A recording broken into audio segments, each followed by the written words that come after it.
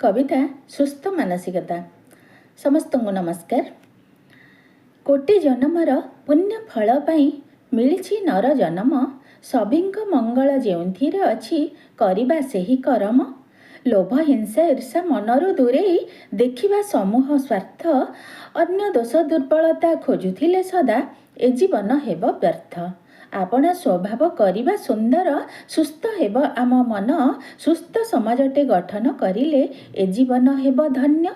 सबु सफलतार आधार अटे जे सुस्थ मानसिकता, सुस्थ विचार देई पारे सिना समाज को भल बार्ता।